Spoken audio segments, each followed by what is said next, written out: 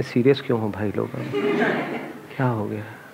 Last session है, रोने का मन कर रहा है? रो लो, कैमरामैन कहाँ है हमारे? देखो भाई, कोई रो रहा है तो उसको कैप्चर करो जरा। नहीं रो रहा कोई, सारे नकली बैठे हैं यहाँ पर, किसी को दुख नहीं हो रहा, बिछड़ने का दुख नहीं हो रहा तो थोड़ा तो रो लो, मेरा दिल रखने के लिए रो लो, तो थूक लगा लो।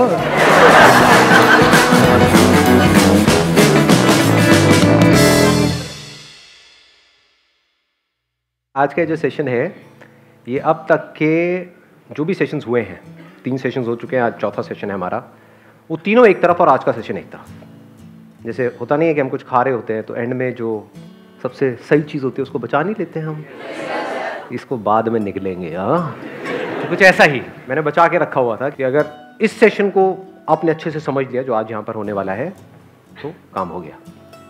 यानी फिर कभी भी आप इस ओवर थिंकिंग में, स्ट्रेस में, एंजाइटी में, डिप्रेशन में कभी नहीं फंसोगे। आराम से अपने आप से पूछो, what is the root cause of over thinking? Is time not the root cause of over thinking? Past और फ्यूचर? सोचो, आराम से सोचो। Time is the root cause of over thinking, not physical time but psychological time. Physical time तो exist ही नहीं करता है क्योंकि हमेशा प्रेजेंट मोमेंट ही होता है। फिजिकली फ्यूचर कहां है? फ्यूचर होगा तब भी प्रेजेंट ही होगा, पास्ट था तब भी प्रेजेंट ही था, अभी भी प्रेजेंट ही है। Psychological future, psychological past. तो फ्यूचर कैसे क्रिएट होता है साइकोलॉजिकली हमारे माइंड में? पास्ट के बेस पे, मेमोरी के बेस पे। अगर मेमोरी निकाल दी जाए और मैं आपको कहूं कुछ सोचो, कैन यू थिंक? तो क्या इस पास्ट और फ्यूचर से आप फ्री हो सकते हो? यानी मेमोरी से फ्री हो सकते हो? क्या ये सॉल्यूशन है? मेमोरी से तो फ्री हो ही नहीं सकते, मेमोरी तो प्ले होती रहती है ना। तो क्या करें? आराम से समझ लो कि किस सिचुएशन में क्या करना है। यानी अगर पास्ट से रिलेटेड आप ओवर थिंकिंग में जाकर के फंस रहे हो तो हमें क्या करना है, और फ्यूचर से रिलेटेड जाकर के फंस रहे हैं तो क्या करना है कि पास्ट से हम पूरी तरह से फ्री हो गए। फ्री होने का मतलब ये नहीं कि हम पास्ट को भूल गए, बल्कि आपकी याददाश्त बड़ी अच्छी हो जाएगी। सोचो, जब माइंड हमारा पीसफुल होता है तब हमारी मेमोरी अच्छी होती है, याददाश्त अच्छी होती है। जब माइंड पूरी तरह से पजल्ड होता है तब याददाश्त अच्छी होती है। देखो, पास्ट में आपने कुछ किया जो आपको पता है गलत है और सामने से आकर के कोई आपको रिमाइंड करा रहा है कि आपने गलती करी, तो इमीडिएटली हमको गुस्सा आ रहा होता है। अकेले में भी सोचते हैं तो हमको गुस्सा आता है अपने ऊपर। तो उस वक्त आप क्या कर सकते हो? उससे सीख लो।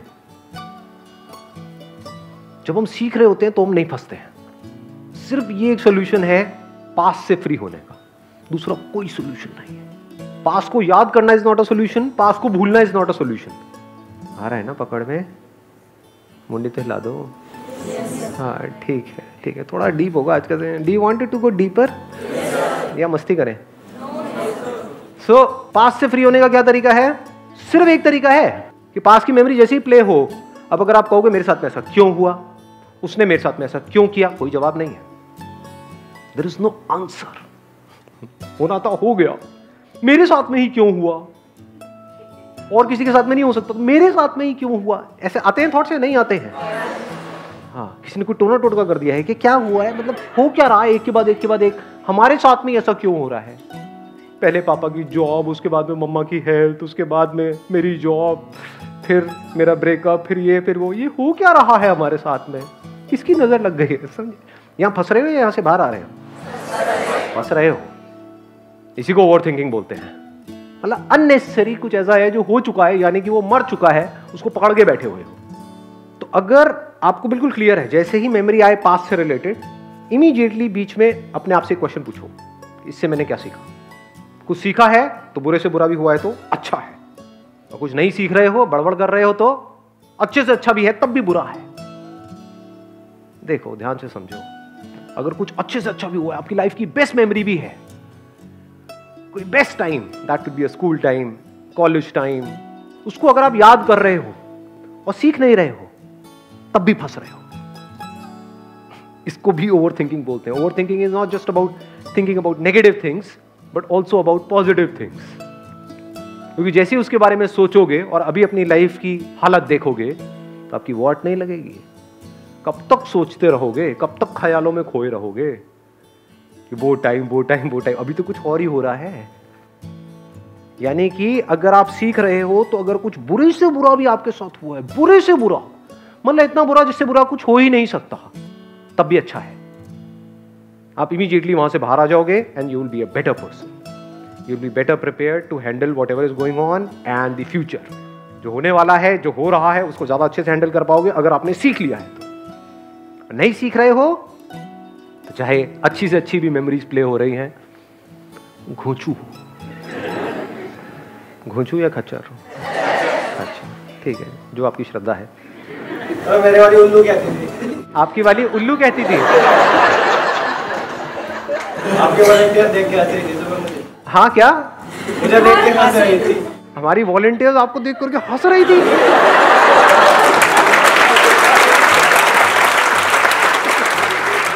आना एक सेकंड, आना। Let's give a big hand for him.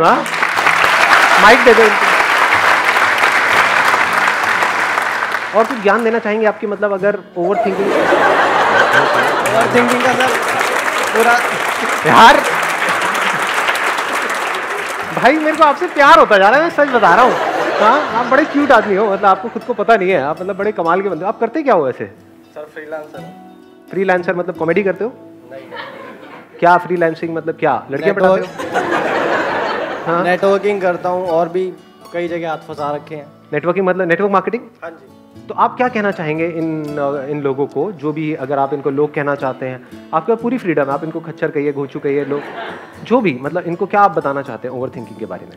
Over thinking का मेरा खुद का जो एक्सपीरियंस है उसके बिहाफ पे मैं बताता हूँ। हाँ ओए हंसो मत, गलत बात बहुत बीती है इनके ऊपर, मतलब ये बता रहे हैं तो जरूर कुछ ना कुछ होगा। आइए आइए आप यहाँ पे आइए। हाँ ओवर थिंकिंग की सबसे ज़्यादा प्रॉब्लम आती है इमोशंस के साथ। तो भाई माइक फेंक के मारेगा, मैं बता रहा हूँ। थोड़ा सुधर जाओ सारे के सारे। हाँ सर बॉक्सर रह चुका हूँ। हाँ मुक्का मारता हूँ। और बॉक्सर रह चुके हो आप? दिखाना हाथ दिखाना, मारना मत, मतलब मैं देख रहा हूँ। अरे प्रोफेशनली आप करते थे? प्रोफेशनली नहीं, शौक था, पैशन था, मतलब फिटनेस के लिए करता। अभी भी जब मतलब ऐसा कोई ज्यादा ऊ करें तो लड़कियों को तो नहीं मारोगे? नहीं लड़कियों को नहीं, लड़कों को भी नहीं मारते। बढ़िया आदमी है भाई, आध्यात्मिक हो रखे, अब हिंसा नहीं करते। इसके बाद एक डायलॉग यार, कमाल हो यार, मानना पड़ेगा।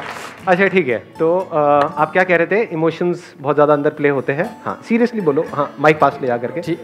सबसे पहले लड़कों की मैं बात करता हूँ कि प्रॉब्लम क्या आती है कि भाई घर वाले कुछ सुना रहे हैं, नंबर 2 लड़की का सीन है, और सबसे बड़ी प्रॉब्लम आजकल के भाई बच्चे जल्दी रिलेशनशिप में आ जाते हैं। उम्र क्या है भाई साहब आपकी? अभी 24 का हो। लड़कियां चीज रही हो 24?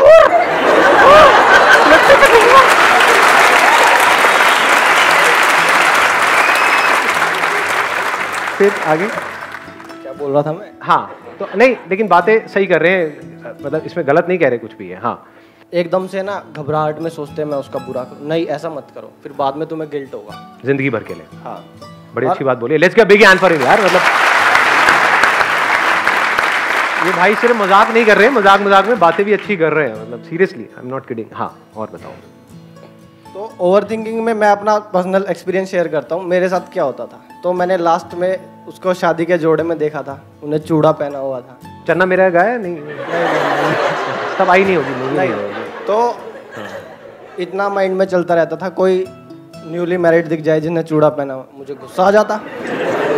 फिर देन सोच रहा तू कर क्या रहा है, आज अगर तू नहीं कमाएगा, कल को वो तुझे देखेगी, मिलेगी तो कहेगी मैंने बिल्कुल सही किया।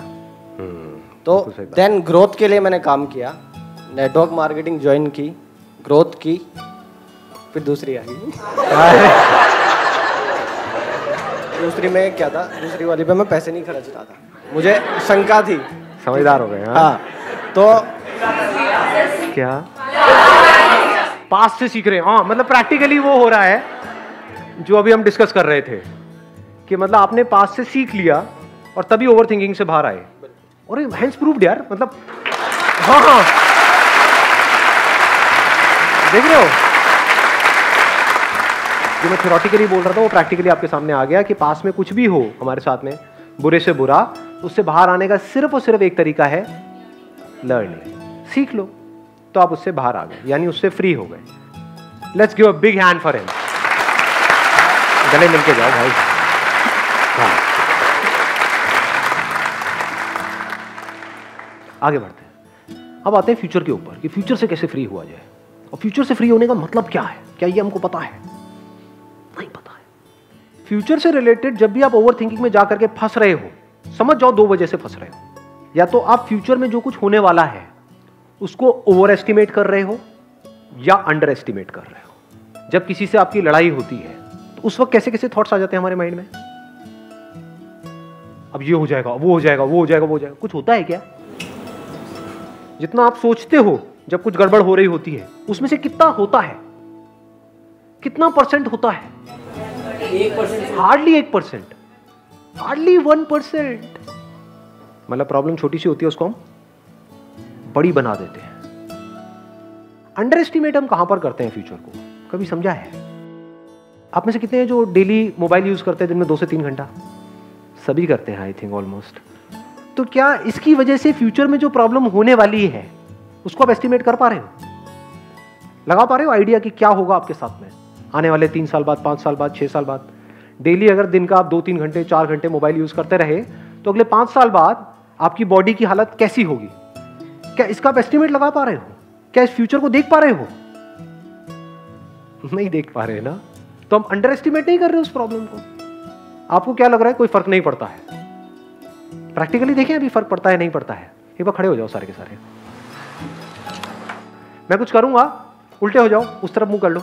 नहीं, फिर देखोगे कैसे? 1 मिनट रुक जाओ। मैं कुछ करूंगा, फिर आपको भी उल्टे हो जाना है, फिर ये करना है, ठीक है? आई डू समथिंग, ये करना है आपको, और इसको 1 मिनट तक रोक करके रखना है। करो, लॉक करो पीछे से। हाँ, उल्टे हो जाओ, दिखाओ मुझे। रोक के रखना है 1 मिनट तक। नहीं नहीं, लॉक करो, पूरा लॉक करो 1 मिनट तक।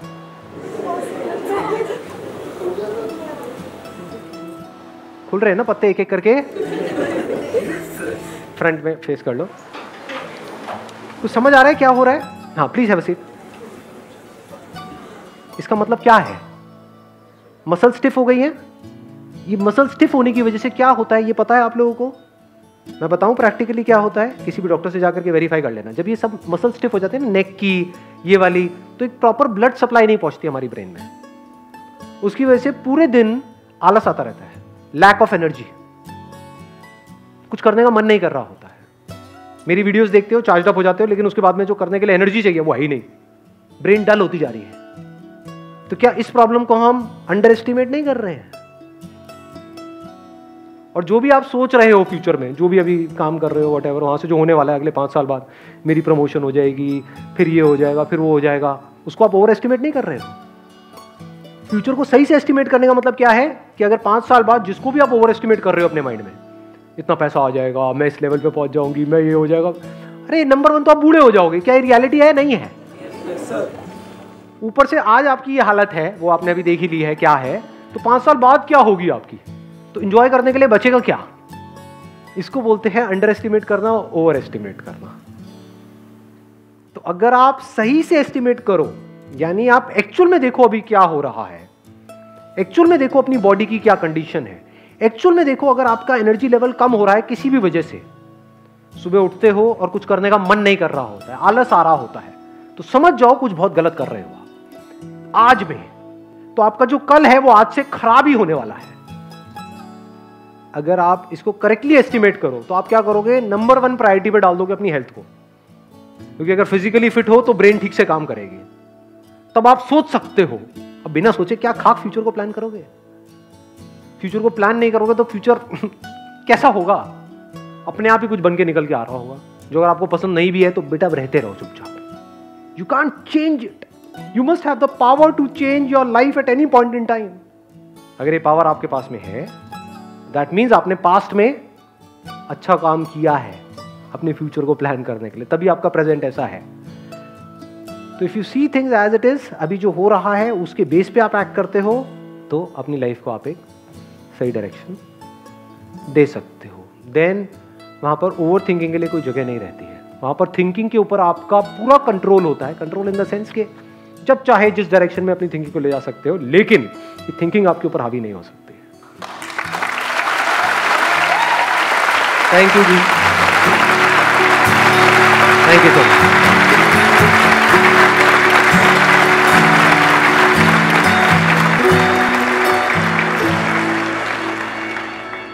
मैं दो तीन लाइंस ऐड करना चाहती हूँ इस सेशन से पूरे से रिलेटेड कि एक कल हो ना हो मूवी में एक सॉन्ग है, हर घड़ी बदल रही है रूप जिंदगी, छाँव है कभी कभी है धूप जिंदगी, हर पल यहाँ जी भर जियो, जो है समा